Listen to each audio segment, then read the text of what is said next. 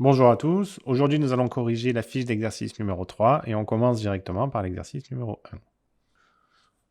On nous dit, en 2015, le PDG d'une société gagnait 240% de plus que l'un de ses employés. 4 ans plus tard, alors que l'employé a augmenté de 10%, le PDG gagne 350% de plus que lui. Quel a été le taux d'augmentation du salaire du PDG? Et on nous demande d'arrondir au centième. Ce qu'on veut savoir, c'est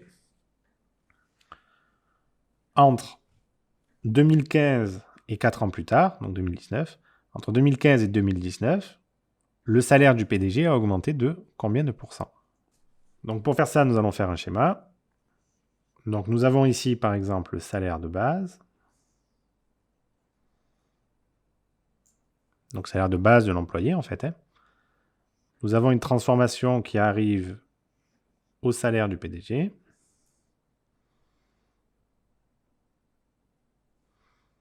Donc ça c'est en 2015.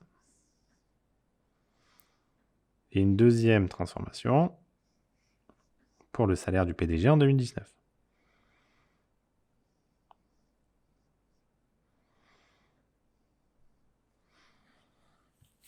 Eh bien, ce que nous cherchons, c'est par combien on a multiplié le taux. Donc on cherche le petit t qui nous permet de passer du salaire de 2015 au salaire de 2019. Alors dans un premier temps, ce qu'il va falloir calculer, c'est comment on fait pour passer du salaire de base au salaire du PDG en 2019. Donc ça, c'est assez facile étant donné qu'on les a ici. Donc le salaire de base d'un employé en 2015, il est ce qu'il est, et on sait qu'on a ajouté 240% pour obtenir le salaire du PDG. Donc c'est ce qu'on va faire dans un premier temps. Par combien on multiplie, par exemple? Donc on sait que le coefficient multiplicateur, qu'on va nommer CM1 ici, sera égal, comme c'est une augmentation, c'est 1 plus T sur 100. Le taux, il est en pourcentage, donc c'est 240%. 1 plus 240 sur 100, c'est 1 plus 2,4. 2,4 plus 1, ça me fait bien 3,4. Donc ici, le CM1 est égal, on multiplie par 3,4. Il faut multiplier par 3,4 le salaire d'un employé pour passer au salaire du PDG. Pour avoir ce coefficient multiplicateur en 2019, c'est un peu plus compliqué. On nous dit qu'en 2019, le salaire du PDG est 350% supérieur au salaire de l'employé, mais au salaire de l'employé qui a déjà augmenté de 10%. Donc ce que nous cherchons, ce n'est pas exactement ceci, mais ici on va avoir un salaire de base de l'employé en 2015, qu'on va appeler salaire de base. On va avoir une augmentation de plus 10% pour arriver au salaire en 2019. Et on va encore avoir une augmentation de 350% pour arriver au salaire du PDG en 2019.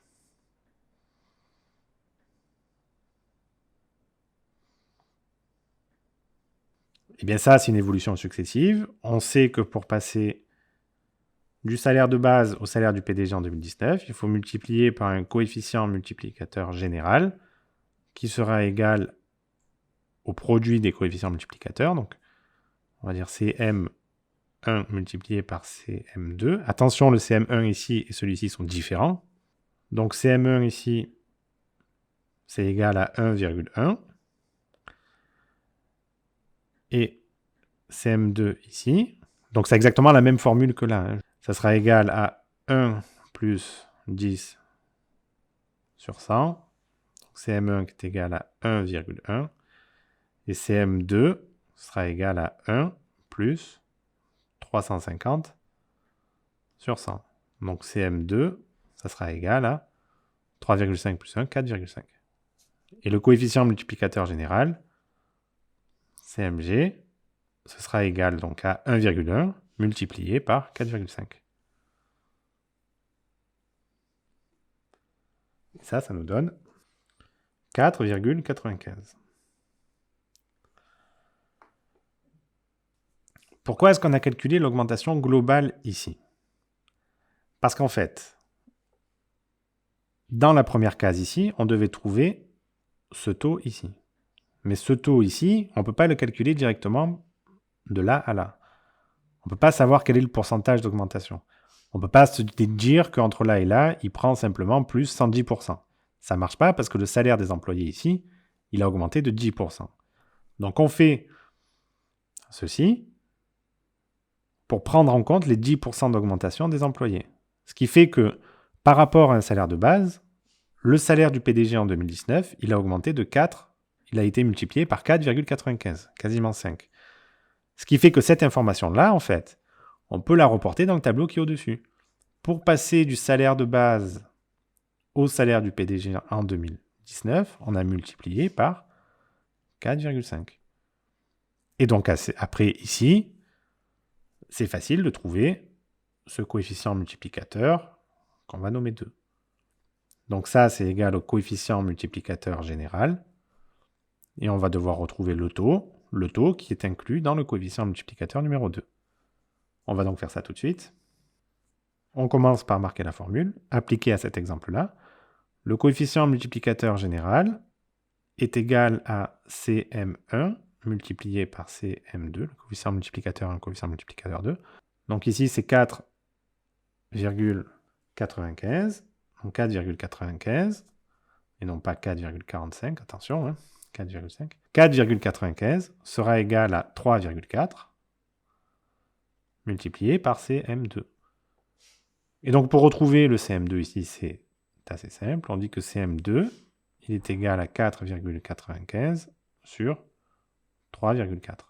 Et donc tout ça, ça nous donne un coefficient multiplicateur numéro 2 qui est égal à... Ce coefficient multiplicateur 2, il sera égal donc à 1,4559. Alors je mets beaucoup de chiffres parce qu'après on me demande 2 chiffres après la virgule. Hein. C'est pour ça. Donc ça, on va s'en servir. On va dire que CM2 sera égal à 1 plus T sur 100. Effectivement, parce qu'il s'agit d'une augmentation. Ce qui fait que 1,9 sera égal à 1 plus T sur 100. Le 1, je le passe de l'autre côté, ça fait moins 1. Et je multiplie par 100, ce qui me donne 45,59, qui est égal au taux. Donc dans cet exercice, le taux d'augmentation du salaire du PDG entre 2015 et 2019 est d'environ 45,59%. Le salaire du PDG a donc augmenté de 45,59% entre 2015 et 2019. Et nous avons donc terminé l'exercice. Nous passons maintenant à l'exercice numéro 2. On nous dit qu'une brique a une masse de 4 kg, donc c'est représenté ici. Hein. Quelle est la masse d'une brique réalisée avec le même matériau, dont les dimensions sont réduites de 75%? Alors ici, on nous dit les dimensions sont réduites de 75%. Donc une brique, c'est une longueur, une largeur et une hauteur. C'est les 3 dimensions d'une brique. Hein. Donc si on nous dit qu'on réduit les dimensions d'une brique, ça veut dire qu'on va réduire ces 3 dimensions-là. Et donc si je réduis ces 3 dimensions-là, de 75%, ça veut dire que je garde plus que 1/4 de la brique. Ça veut dire que là, je vais garder 1/4 de sa longueur. Donc on va dire que ma longueur maintenant s'arrête ici à peu près. Ok, ça veut dire que toute cette partie-là, je l'enlève. Et donc là, en raisonnant simplement, qu'est-ce qu'on peut se dire? On peut se dire que là, déjà, on a enlevé les 3/4 de la brique. Et que donc, si on enlève les 3/4 de la brique, on va déjà enlever les 3/4 du poids. Enfin, les 3/4 de la masse. Donc on continue. Là, on n'a réduit qu'une seule longueur des 3/4. On réduit encore une longueur ici de 3/4. Donc si je réduis cette longueur-là de 3/4 aussi, celle-ci, eh bien, qu'est-ce que j'ai fait? J'ai obtenu une valeur 1 ici, qui correspond à 1/4 des 4 kg, donc 1 kg. Eh bien, il va me rester plus que 1/4 de cette deuxième valeur-là. Et vous avez compris, je vais passer encore une valeur 2, que je vais réduire de 3/4 ici, qui correspondra à la hauteur. Et donc, finalement, j'obtiens ce morceau de brique-là. Celui-ci. Et tout ça, je l'enlève. Et donc là, je vais encore la réduire de 3/4. Donc on va essayer de formaliser ça un tout petit peu. Donc je vais avoir ici ma masse de départ, qui est de 4 kg. Je réduis une première dimension, ça m'amène à une valeur 1. Je vais réduire une deuxième fois la dimension, une deuxième dimension, ça m'amène à une valeur 2. Et je réduis une troisième fois une dimension, parce que j'ai que 3 dimensions. Ça me donne une valeur 3. Donc ici, ce que je fais, en fait, c'est que j'enlève 75% de la masse. On a vu pourquoi. Hein. Et à chaque fois, j'enlève 75%. Et moins 75%. Ce qui fait qu'en fait, je garde que 25% à chaque fois de la masse. Donc ça, vous pouvez calculer directement comment on fait pour passer de 4 kg à cette valeur-là. Étant donné que c'est des évolutions successives de la même grandeur. Donc on va trouver déjà comment on fait pour la première évolution ici. On va trouver par quoi on multiplie. Donc le coefficient multiplicateur 1. CM1 sera égal donc à 1 moins 75 sur 100. CM1 sera donc égal à 0,25. Mais ici, à chaque fois, on réduit la masse de la même manière. Donc CM1, il sera identique ici. Ça sera aussi CM1. Et là aussi. Donc la question qu'on se pose, c'est comment on fait pour passer de 4 kg à notre poids final ici. On multiplie par le coefficient multiplicateur général. Ce coefficient multiplicateur général, ça va être CM1 multiplié par CM1 multiplié par CM1. Et donc ça, c'est CM1 au cube. CM1, il vaut 0,25. Le coefficient multiplicateur général, il sera égal à 0,25 au cube. 0,25 au cube, ça nous donne un coefficient multiplicateur de 0,015625. Ça nous donne ça. Et donc, qu'est-ce qu'on a trouvé ici? On a trouvé comment on fait pour passer de cette valeur de départ à cette valeur numéro 3. Par quoi on multiplie? Ce qui nous reste à faire, en fait, c'est de chercher 4 kg multiplié par le coefficient multiplicateur général, ce qui nous donne 4 multiplié par 0,01565. Ça nous donne une masse totale pour la brique de 0,0625. C'est des kilos. Alors, 125 kg. On peut la mettre en grammes, parce que là, le poids est petit. Ça nous donne 62,5 grammes. Donc, la masse de la brique, après avoir réduit ses dimensions de 75%, elle est de 62,5 grammes. Ce qui aurait été tentant, ça aurait été d'à chaque fois, en fait, se dire, je réduis toutes ces dimensions de 75%, donc je prends juste un quart du poids de la brique, de la masse de la brique, ce qui me donne une brique de 1 kg.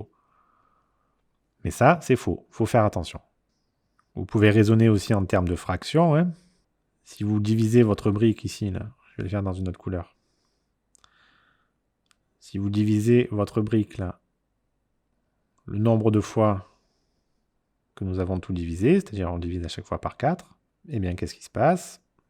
Donc là, vous comptez le nombre de morceaux que vous avez. Donc là, ce qu'il faut faire en fait tout simplement, c'est regarder combien représente lui dans le total. Donc c'est un morceau sur 4 au cube. Donc il y a un morceau sur 64 en tout. Et quand on fait 1 sur 64 multiplié par 4, ça nous donne exactement le même résultat qu'on a en dessous, c'est-à-dire 0,0625. Donc ça, c'est des kilos. Parce qu'on a 1/64e de la brique, et d'une brique qui pesait 4 kg. Donc il y avait deux manières de faire.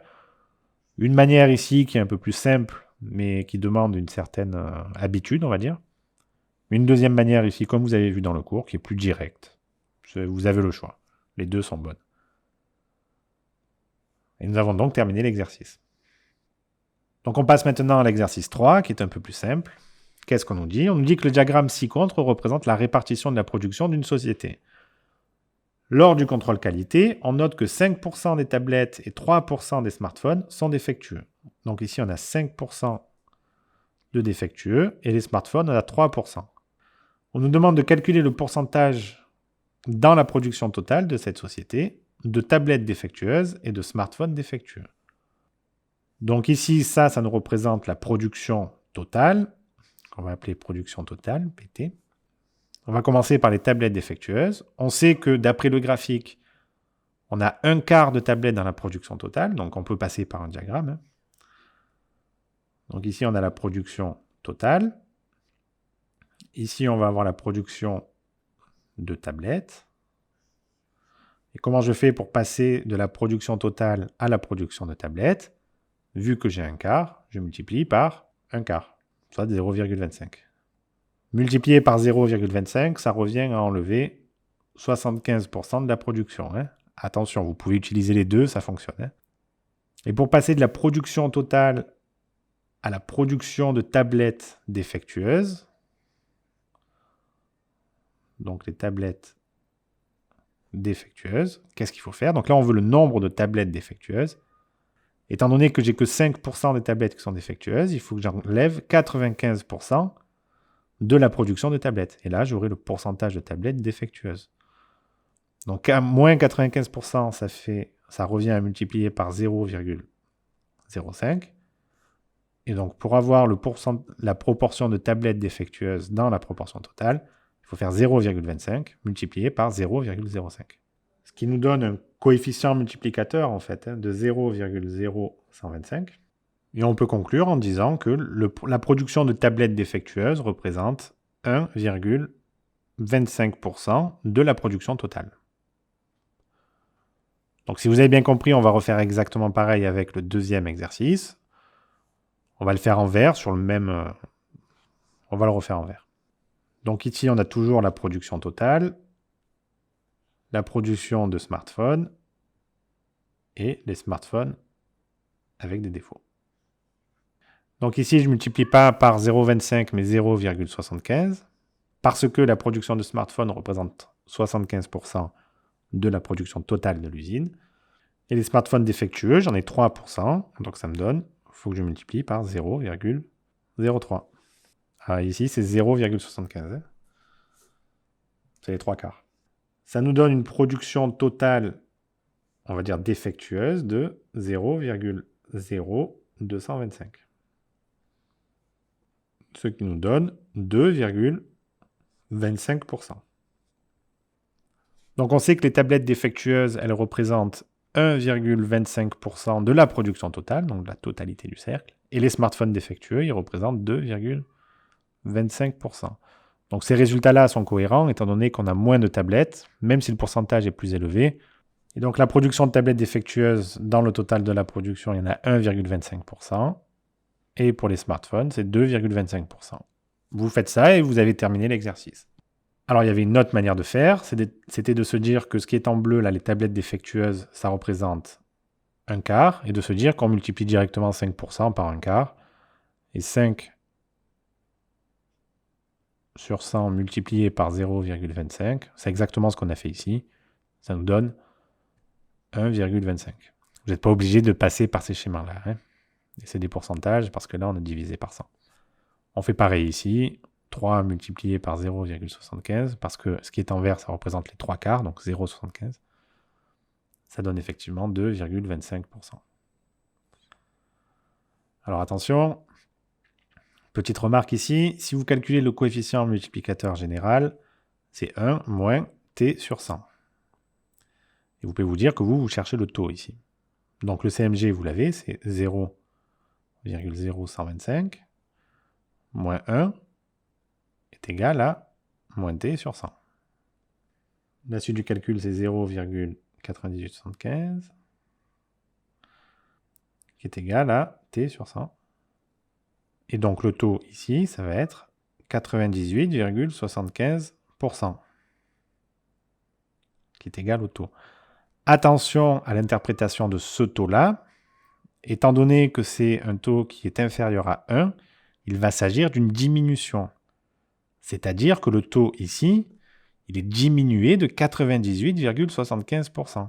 Ça veut dire que pour passer de la production totale à la production de tablettes défectueuses, il faut enlever 98,75% de la production totale. Autrement dit, on multiplie par 1,25. Voilà, donc cette méthode-là est un peu plus compliquée à interpréter. La plus simple, c'est celle qui consiste à multiplier 5 sur 100 fois un quart. C'est comme vous voulez, les 2-3 méthodes sont bonnes, vous utilisez celle que vous voulez. Et donc nous avons terminé l'exercice.